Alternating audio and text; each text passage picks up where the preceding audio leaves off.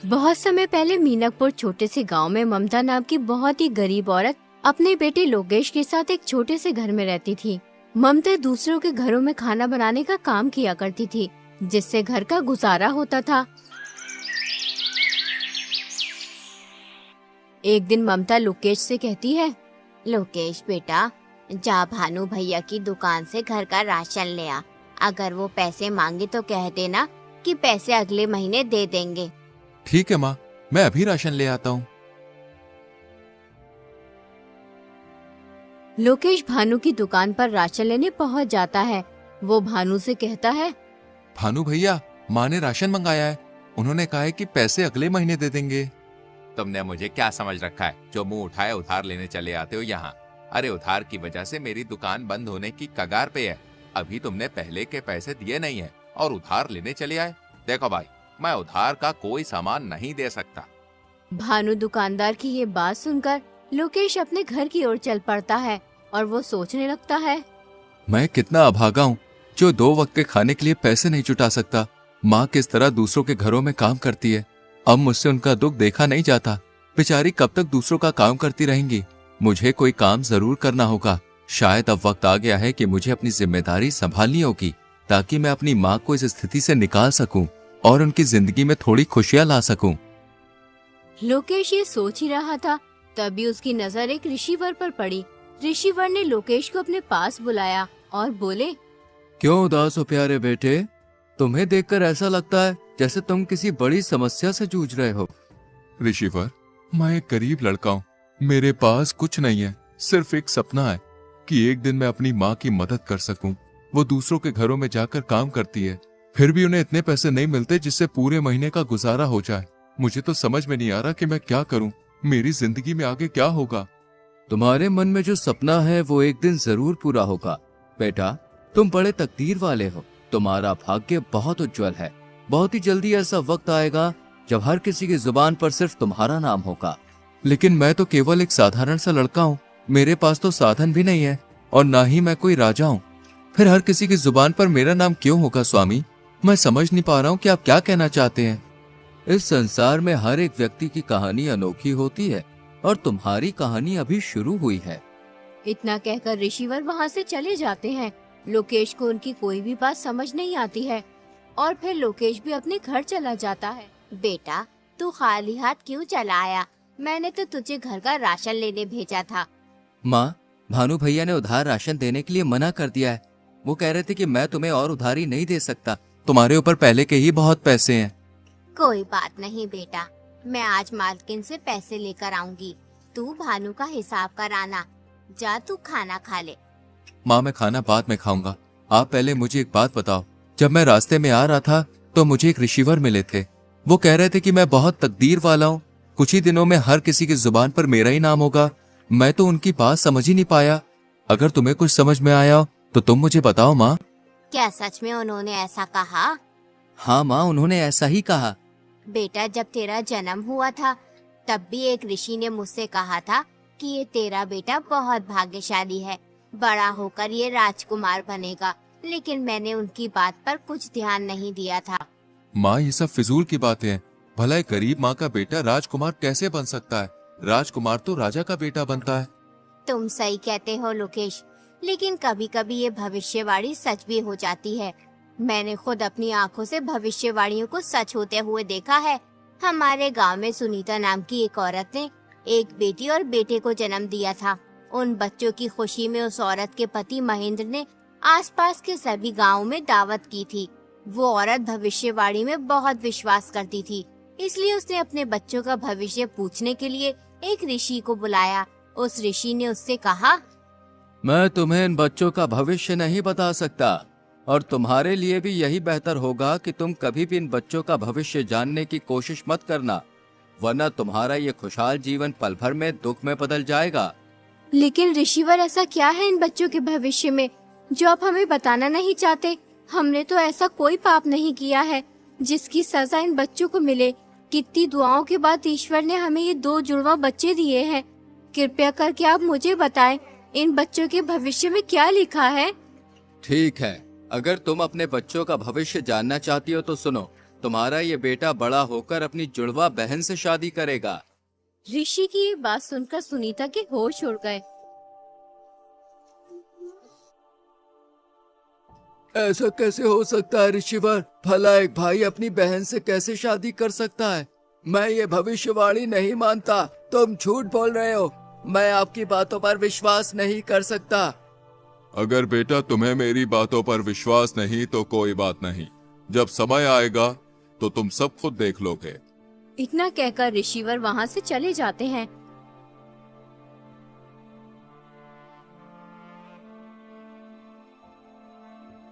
फिर सुनीता अपने पति से कहती है, नहीं, ये तो असंभव है। मेरे बच्चे आपस में विवाह नहीं कर सकते। चाहे कुछ भी हो जाए, मैं ऐसा नहीं होने दूंगी। मुझे अपनी बेटी को मरवा देना चाहिए, तभी ये भविष्यवाणी गलत साबित होगी। तुम ये क्या बेहुदा बात कर रही हो? उस आदमी की बातों में आकर तुम इस मासूम की जान लेना चाहती हो? कितने वर्षों बाद ईश्वर ने हमें औलाद का सुख दिया और तुम कह रही हो कि हम इस मासूम बच्ची को मरवा दें? मैं ऐसा नहीं करना चाहती, लेकिन हमें इन भविष्यवाणियों को हल्के में नहीं लेना चाहिए, क्योंकि ये भविष्यवाणियाँ मेरे जीवन में एक महत्वपूर्ण भूमिका निभाती आई हैं। कई बार ऐसा हुआ है जब मैंने इनकी अनदेखी की है तो मुझे इसका नुकसान उठाना पड़ा। हमें इन भविष्यवाणियों को गंभीरता से लेना चाहिए, क्योंकि ये सिर्फ शब्द नहीं है बल्कि हमारे भविष्य के संकेत हैं। इसलिए इस भविष्यवाणी को नजरअंदाज करना हमारे लिए सही नहीं होगा। देखो सुनीता, हमें समझदारी से सोच समझकर ही कोई कदम उठाना चाहिए। बताओ अब हमें क्या करना होगा?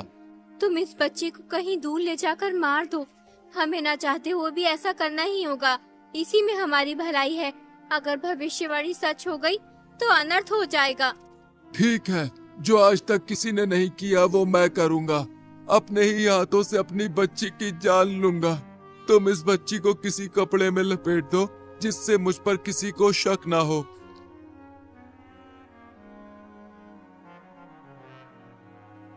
वो आदमी उस बच्ची को एक ऊंची पहाड़ी पर ले जाता है और फिर उसे पहाड़ी से नीचे फेंक देता है, लेकिन वो बच्ची किसी तरह बच जाती है।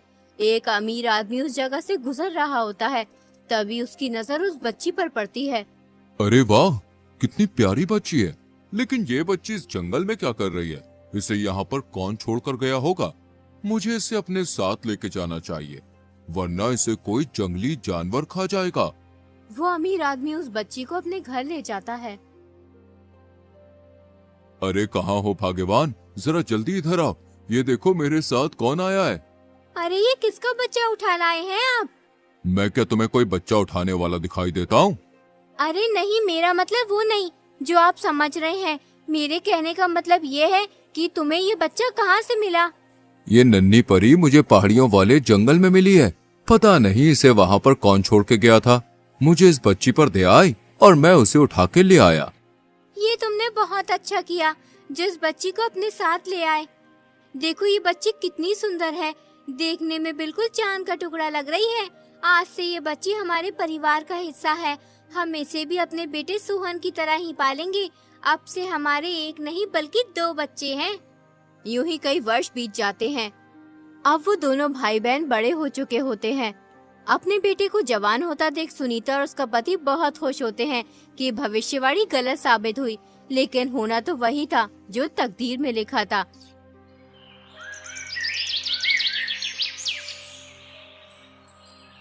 एक दिन सुनीता का लड़का किसी काम से बाहर कहीं दूर जा रहा होता है।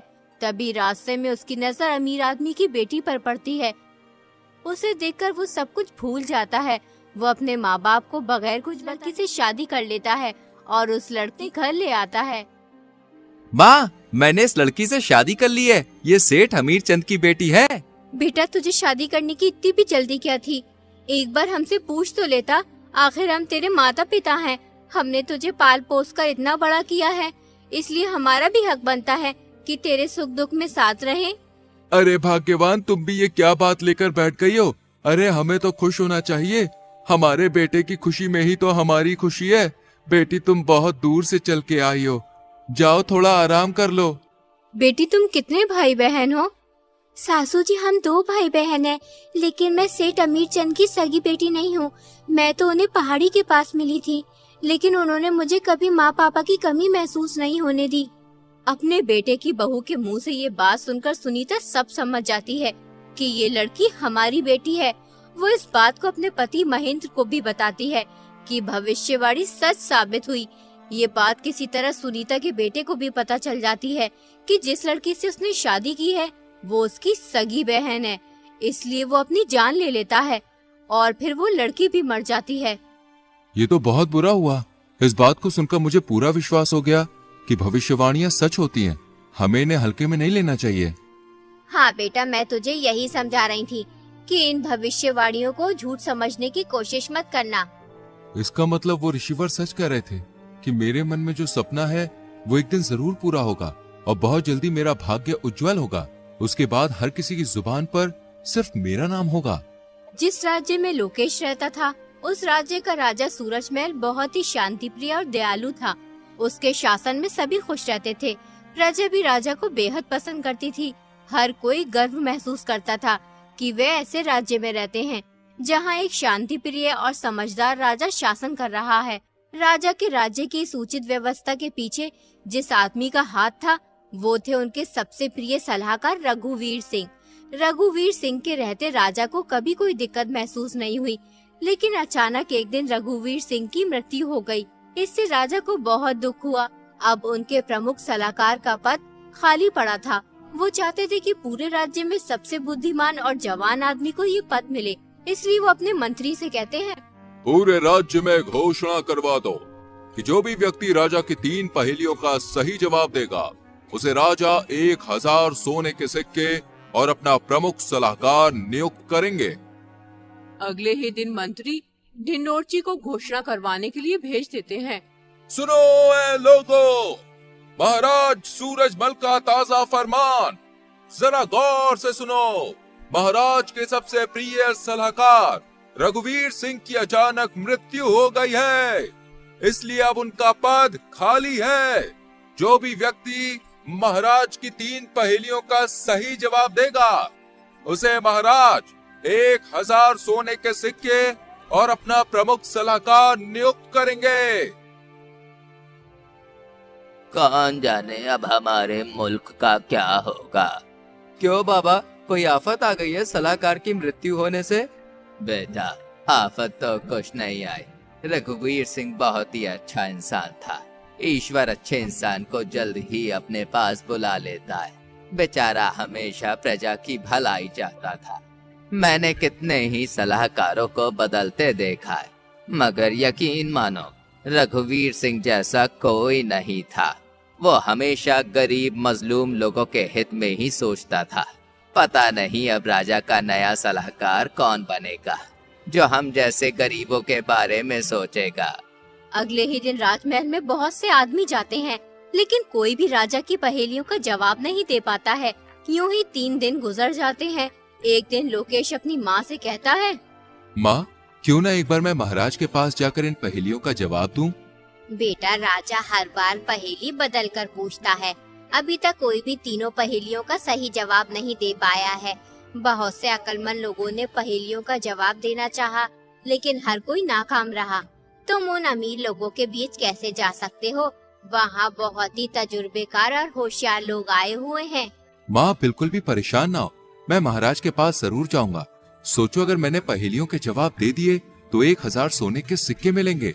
फिर तुम्हें किसी के घर जाकर काम करने की जरूरत नहीं होगी और मैं भी महाराज का सलाहकार बन जाऊंगा। ठीक है बेटा, तू इतना कह ही रहा है तो जा। मेरी दुआएं तेरे साथ हैं। ईश्वर तेरी हिफाजत करे।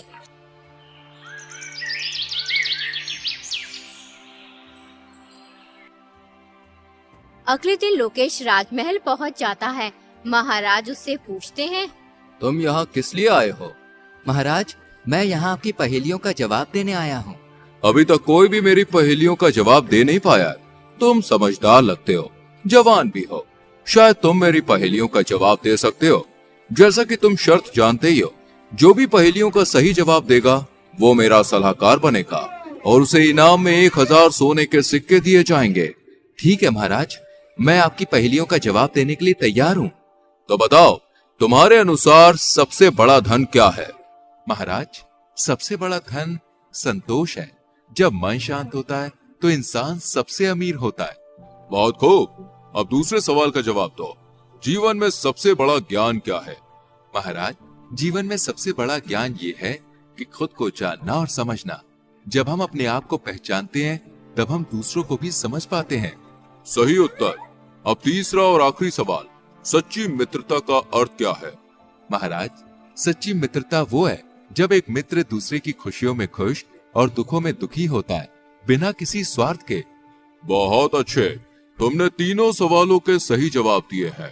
तुम वाकई में बुद्धिमान हो। आज से तुम मेरे सलाहकार हो। मंत्री, इसे 1000 सोने के सिक्के दे दिए जाए। कल से तुम अपना पद संभालोगे।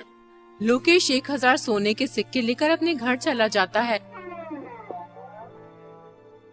लोकेश को देखकर ममता बहुत खुश होती है। वो लोकेश से कहती है, बेटा, जब से तू गया है तब से ही मैं तेरे लिए दुआ कर रही थी कि तू कामयाब हो, और ईश्वर ने मेरी दुआ सुन ली। अब हमारी सारी मुसीबतें दूर हो जाएंगी। हाँ माँ, अब तुम्हें किसी भी चीज की चिंता करने की जरूरत नहीं है। आज से तुम्हें दूसरों के घरों पे जाकर काम करने की भी कोई जरूरत नहीं है। बेटा, मेरी पूरी जिंदगी दुख और तकलीफों में कट गई। आज सालों बाद तूने मुझे ये खुशी दिखाई है। अगर आज तेरे पिताजी जिंदा होते तो बहुत खुश होते। पूरे राज्य में ये बात फैल जाती है कि ममता का बेटा राजा का सलाहकार बन गया है। सब बहुत खुश होते हैं क्योंकि लोकेश बहुत ही समझदार और नेक लड़का था। एक दिन लोकेश महल से अपने घर जा रहा होता है। तभी रास्ते में दो भाई एक घोड़ी के बच्चे के ऊपर झगड़ते हुए दिखाई देते हैं। लोकेश उनके पास जाकर बोला, आखिर तुम दोनों लड़ क्यों रहे हो? जिस आदमी को तुम मेरे सामने खड़ा देख रहे हो, ये मेरा बड़ा भाई है। ये एक नंबर का झगड़ालू इंसान है। ईश्वर इसे गारत करे। हमारे पिताजी जो भी छोड़कर मरे थे, हमने उसे आपस में बांट लिया। मेरे हिस्से में घोड़ी आई थी, उस घोड़ी ने एक बच्चा दिया। ये बेईमान इंसान उस घोड़ी के बच्चे को अपना बता रहा है। जरा आप इसे समझाइए, जब बच्चा मेरी घोड़ी ने दिया तो वो घोड़ी का बच्चा मेरा हुआ या इस बकबक का? ये नामुराद झूठ बोल रहा है। सालों से ये अपनी घोड़ी को मेरी जगह में बांधता हुआ आ रहा है और इसकी घोड़ी ने बच्चा मेरी जमीन पर दिया है, इसलिए वो घोड़ी का बच्चा मेरा हुआ। जो चीज जिसकी जमीन पर पैदा होती है वो उसी की हो जाती है। लोकेश समझ गया ये दोनों पागल हैं, इसलिए वो उनसे बोला, तुम्हारी समस्या तो बहुत गंभीर है। तुम्हें राजा के पास जाना चाहिए, वो ही तुम्हारा फैसला कर सकते हैं। तुम सही कह रहे हो, हमें राजा के पास जाना चाहिए, वरना ये झगड़ालू इंसान कुछ उल्टा सीधा न कर बैठे। अगले दिन दोनों भाई राजा के पास पहुंच जाते हैं और राजा को अपनी सारी बात बताते हैं। राजा लोकेश से कहते हैं, इस समस्या का हल तुम करो लोकेश। वो दोनों भाई लोकेश को पहचान लेते हैं, लेकिन राजा के सामने उनकी बोलने की हिम्मत नहीं होती, इसलिए वो चुपचाप खड़े रहते हैं। देखो, जगह से घोड़ी और बच्चे का कुछ भी लेना देना नहीं है। जिसकी घोड़ी है बच्चा भी उसी का है, लेकिन तुम्हें अपने बड़े भाई की जगह में घोड़ी बांधने का हर्जाना देना होगा। तुम्हें उसे एक सोने का सिक्का देना होगा।